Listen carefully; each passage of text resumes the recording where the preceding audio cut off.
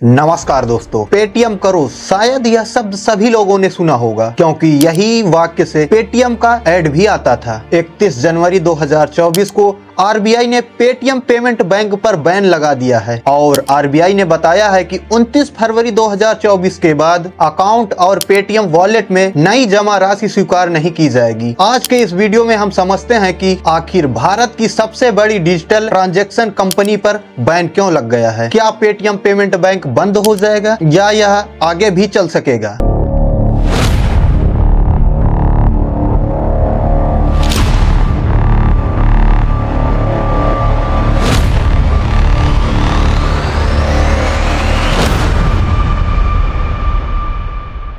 Paytm एक e commerce shopping website है जिसकी स्थापना 2010 में विजय शर्मा ने 197 कम्युनिकेशन के तहत की थी। पेटीएम, जिसका अर्थ है पे थ्रू मोबाइल, मतलब मोबाइल से भुगतान करना। 197 कम्युनिकेशन प्रारंभ में मोबाइल और डीटीएच का रिचार्ज किया करती थी और कंपनी का मुख्यालय नोएडा, भारत में स्थित है। साल 2014 में कंपनी ने 40 लाख से अधिक यूजर के साथ भारत की सबसे बड़ी मोबाइल भुगतान सेवा पेटीएम ने वॉलेट का आरंभ किया। यह सेवा उबर, बुक माई शो और मेक माई ट्रिप जैसी कंपनियों के भुगतान के लिए आसान हो गई। 2016 में जब नोटबंदी हुई तो पेटीएम लोगों के कैश न होने पर डिजिटल ट्रांजैक्शन में काफी मदद की और लोग पेटीएम की सेवा से काफी खुश थे। और उस समय लोग कहते थे पेटीएम करो, अखबार में आर्टिकल भी छपते थे पेटीएम करो। नोटबंदी के बाद हर एक छोटा और बड़ा व्यापारी पेटीएम यूजर बन गया। ज्यादातर भारतीय लोग अपने मोबाइल पे पेटीएम यूज करने लगे। हम यह कह सकते हैं नोटबंदी में किसी का नुकसान हुआ तो किसी का फायदा, तो उसमें पेटीएम का फायदा हुआ। पेटीएम इतना ज्यादा फेमस हुआ कि आज भी लोग यही कहते हैं कि पेटीएम कर देना। वो यह नहीं कहते कि यूपीआई में पेमेंट कर देना, वो यही कहेंगे कि पेटीएम कर देना। भारत में जितने भी पे एप्स यूज हो रहे हैं उनमें सबसे ज्यादा पेटीएम यूज किया जाता है। लगभग मोबाइल डिजिटल ट्रांजैक्शन में 17% उपयोग पेटीएम का होता है। बाकी में सभी ऐप्स हैं जो डिजिटल ट्रांजैक्शन करवाते हैं। इसके बाद 2017 में पेटीएम ने पेटीएम पेमेंट बैंक का आरंभ किया। इसके बाद पेटीएम का वॉलेट को पेटीएम पेमेंट बैंक में कन्वर्ट कर दिया गया वेरिफिकेशन के द्वारा। पेटीएम पूरी तरह से बैंक नहीं बना, लेकिन बैंक की बहुत सारी फैसिलिटी उसको दी गई। साल 2018 से ही पेटीएम पेमेंट बैंक में कंप्लेन इशू आने लगे और कहा जाने लगा कि यह बैंक के रूल फॉलो नहीं कर रहे हैं। ऐसे ही चलता रहा। उसके बाद कोविड आ जाता है। कोविड के बाद 11 मार्च 2022 को आरबीआई की तरफ से एक नोटिस दी जाती है। आरबीआई की ऑफिशियल वेबसाइट में दिया गया है, बैंकिंग विनियम अधिनियम 1949 की धारा 35A के तहत पेटीएम पेमेंट बैंक लिमिटेड के खिलाफ कार्रवाई में कहा गया है। विनिमय अधिनियम 1949 की धारा 35A के तहत अपनी शक्तियों का प्रयोग करते हुए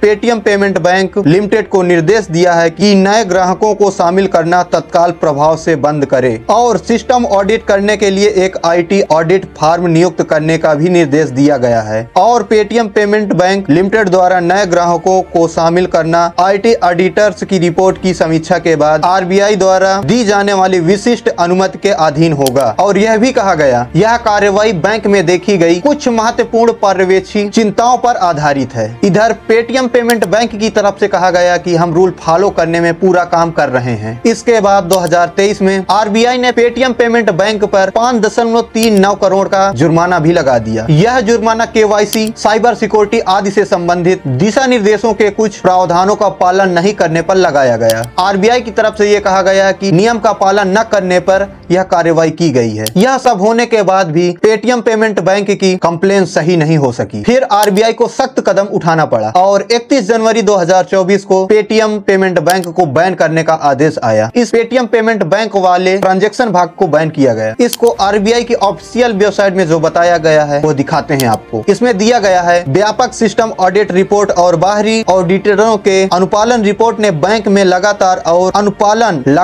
गैर अनुपालन और निरंतर सामग्री पर्यवेक्षी चिंताओं का खुलासा किया, जिसमें आगे की पर्यवेक्षी कार्यवाही आवश्यक हुई। नीचे दिया गया है, इसके बैंक अनुसार बैंकिंग विनियमन अधिनियम 1949 की धारा 35A के तहत अपनी शक्तियों और उस संबंध में इसे समक्ष करने वाली अन्य सभी शक्तियों का प्रयोग करते हुए आरबीआई ने पेटीएम पेमेंट बैंक को निर्देशित किया है। इसमें क्या निर्देश दिया गया है ये भी देखते हैं। 29 फरवरी 2024 के बाद किसी भी ग्राहक खाते में प्रीपेड उपकरण, वॉलेट, फास्टैग, एनसीएमसी कार्ड आदि में किसी भी ब्याज कैशबैक या रिफंड के अलावा किसी भी जमा या क्रेडिट या टॉपअप की अनुमति नहीं दी जाएगी, जिसे कभी भी क्रेडिट किया जा सकता है। इसमें सीधा कहा गया है कि कैशबैक आपका वॉलेट का जो ब्याज है उसको आप निकाल लो, अभी लेन देन का काम नहीं होगा। अगर वह कैशबैक या वॉलेट में का ब्याज रह जाएगा तो वो क्रेडिट मतलब काट लिया जाएगा। इसकी दूसरी स्थिति है, इसमें बताया गया है ग्राहकों द्वारा बचत खाते, चालू खाते, प्रीपेड उपकरण, FASTag, national common mobility card आदि सहित अपने खातों से शेष राशि की निकासी उपयोग की अनुमति उसके उपलब्ध शेष राशि तक बिना किसी प्रतिबंध के दी जानी है। और यह कहा गया है कि अगर बचत खाते, चालू खाते में पैसा है तो उसे अंतिम राशि तक निकालने की अनुमति है। और बाद में यह कहा गया है कि इसके अलावा अगर कोई अन्य बैंकिंग सेवाएं जैसे फंड ट्रांसफर आदि यह फरवरी माह के बाद प्रदान नहीं की जाएंगी। इधर पेटीएम पेमेंट बैंक की तरफ से कहा गया है कि पेटीएम जल्द ही किसी दूसरे बैंक के सहयोग से पुनः चालू किया जाएगा, जैसे अदर ऐप्स कर रहे हैं। यहाँ पर पेटीएम पेमेंट बैंक का वो जो बैंक वाली अथॉरिटी दी गई थी उसको बंद किया गया है। इसके बाद में पेटीएम ऐप्स चल सकता है, लेकिन फिलहाल के लिए पेटीएम पेमेंट बैंक बिल्कुल नहीं चलेगा, क्योंकि उसने नियम का अनुपालन नहीं किया है। हम आपसे यही कहेंगे कि अगर आपका रिफंड या कैशबैक वाला पेमेंट फंसा है तो उसको आप निकाल लो। 29 फरवरी तक का समय है अभी। आपको यह वीडियो कैसी लगी इसके लिए आप अपने दोस्तों के पास शेयर करें, जिनको ये चीज नहीं पता है उनके पेटीएम पेमेंट बैंक में जो कैशबैक है तो वो निकाल सके। इसके लिए उनके पास आप इस वीडियो को शेयर करें ताकि सभी लोगों को यह जानकारी मिले। हम आपसे मिलेंगे अगले नॉलेज और जानकारी भरे वीडियो में। तब तक के लिए जय हिंद दोस्तों।